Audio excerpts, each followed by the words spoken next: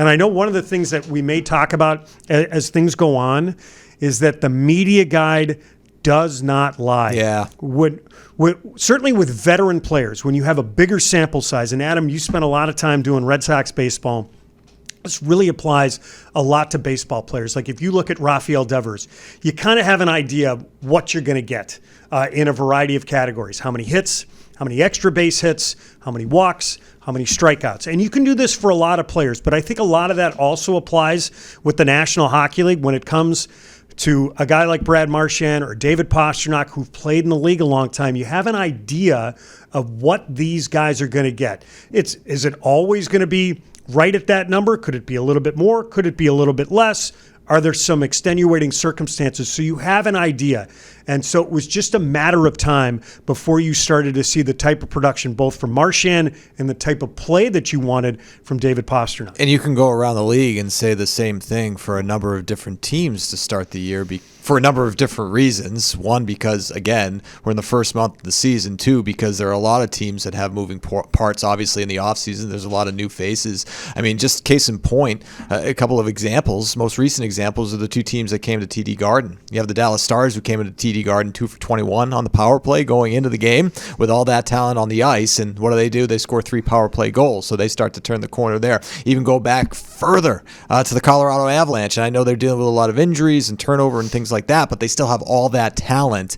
And, you saw the 3 power play goals scored, but in terms of the team results, they've started to win some games now. Toronto Maple Leafs, their power play clicking at about 11%. Going in with Austin Matthews, Mitch Martin, I mean, really, like all that talent. And so you look at the Bruins roster, and yes, they've struggled to start the year. Yes, there are a lot of things that need to be cleaned up, but at the end of the day, there's just too much talent on the ice. To your point, media guide doesn't lie. David Pastrnak, still an incredible talent. Of course, you see the 6 goals. I know there's some other parts of his game that need to be rounded out as well, including not taking as many penalties, right? That's a big thing for Pastrnak. Brad Marchand, yes, he's 36 years old. Yes, he's probably not going to be a 100-point scorer, but he's a guy that could give you 70 to 80 points this year. He's going to flirt with the 30-goal mark. He scored 29 goals last year, so he gets his first goal of the year. And so you start to see some of those results. And, it was good to see. It was good to see Marchand get the goal, and you could tell that they're, like I said, a weight lifted off the shoulder. And as far as the team win was concerned, that's what he talked about post-game. It's one game, it's not going to completely turn things around, but it's a great way for us to realize that when we play the right way, we're a good team. And, that's a great group over there, very offensive, and it's a great way to start building our foundation, understanding the way that we need to play to have success, and something to build on. But, again, it's one game. Yeah, it's just what we're talking about. It's just what we heard from Jim Montgomery. It's just what we heard from the players. It's just one game. It felt good, and it's something to build on. But, one of the things that you look at, right, what are the problems plaguing the Bruins this year? All right, they're in the penalty box way too much. A ton of turnovers, right? And we'll start with the turnover aspect of it. Against Dallas, 22 turnovers. The game before that against Nashville, 19 turnovers. The game before that against Utah, 22. Last game against the Maple Leafs, 11 giveaways, right? I mean, that's a huge key to say. When you value the puck, as Andy Brickley has said time and time again, usually good things happen. And that's one of the things that he mentioned just before Brad Marchand talked about. He talked about that. And what happened? Now, granted, it was a tired moment. It was 3-on-3. But it was Austin Matthews who gave you that puck. And I know Craig Berube had said post-game, because I think it's always interesting to read after a game like this from both sides, from both perspectives, to get the Bruins perspective and also to get the Maple Leafs perspective. But the other thing that Craig Berube did was that he backed his captain. He's like, listen, we needed to do a better job of supporting him. Nonetheless, he gave away that puck, and he had clear possession at that point when he didn't have to do it, and he gave it right to David Pastrnak, and the Bruins were able to cash in. But I want to circle back to a couple things. The other thing that Brad Marchand had talked about, Adam, heading into the game against the Maple Leafs, is that part of the reason that the Bruins weren't getting the results was they didn't respect the game enough. Yeah. Some of those little details that you have to be able to do, whether that's checking with your feet, you're checking in general, how much you're valuing the puck. They started to do a little bit more about that. And one of the things that I love about the game is how honest this game is. So if you do those things, you will be rewarded, and the Bruins were. Yeah, absolutely. And it's a great example moving forward, right? This is sort of what you look at if you're the Bruins through the first 9 games of the year. This is how we want to play. Are we all the way there yet? No, not all the way there yet, but look at the little things that you did in this game that you hadn't been doing for the most part through the first 8 games leading into it. And one again, the breakouts were much better. Making better decisions, in their defensive zone to break the puck out and get into the offensive zone.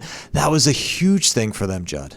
Charlie McAvoy talked about it, Adam, when we were on the road in Utah. Yeah. And we were talking about a little bit about what's going on defensively with the team, what's going on offensively with the team. And the first thing that he talked about is he said, for us, I feel like everything really comes down to how well we break out the puck.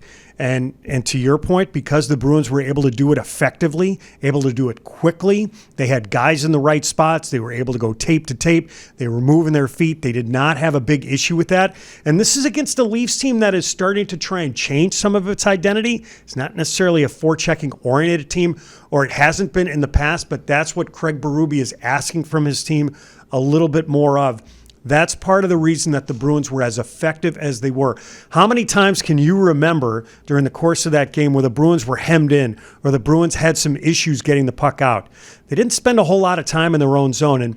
And again, to go back to the Leafs, and I think also with the team that the Bruins are going to face off against to close out their homestand, the Philadelphia Flyers, who heading into the action, they're near the bottom of the league offensively, and that's also the case with the Leafs. And both of those teams will tell you, we just have not had the puck in the offensive zone enough, and they've had to defend too often.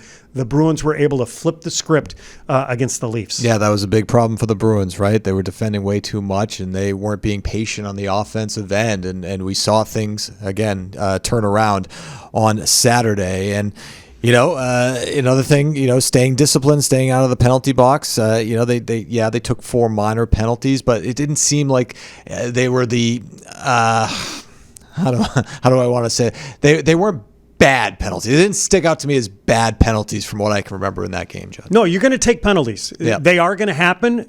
You have to make sure that you limit or eliminate the ones that are preventable. And if memory serves in that game, the Bruins had to kill off a 5-on-3 during the course of that first period. Oh, by the way, Jeremy Swayman. A couple of unbelievable saves on Matthews and Nylander. He was awesome. Oh. He's been terrific. The goaltending is not the Bruins' issue here early in the season. We really haven't talked about it. I mean, honestly, the most talk that we've had about goaltending is when he didn't have a contract yet. That's what we talked about it. We haven't had to really talk about it because it hasn't really been a storyline. He's been good. No, and as the season is going to progress, now we can maybe turn our attention to how they're going to try and use both of those guys. But I thought the penalty killing took a big step forward. They were 3 for 3. They limited the amount of times that they were in the box.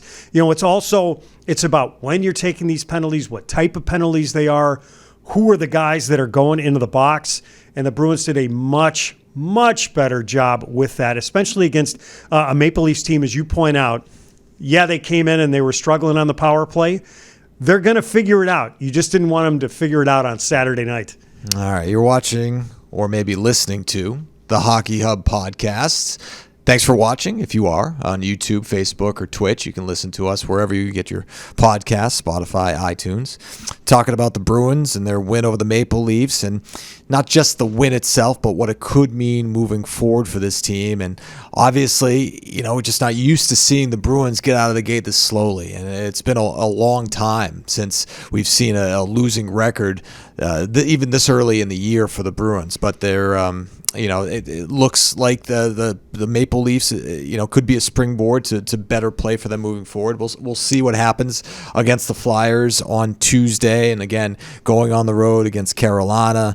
in Philadelphia as well. But, despite, all the sort of negativity early on, right, because it hadn't been a great feeling around the team because of the way that they were playing, and that trip out west, it was really up, left a sour taste in their mouths, and obviously the first game of the homestand against the Stars. So, to see Jim Montgomery, I mentioned the Saturday Sound on Nesson, where we had Matt Poitras mic'd up. We have Jim Montgomery mic'd up as well, where he announces the starting lineup. And listen to his introduction. If you missed it on Saturday, here it is.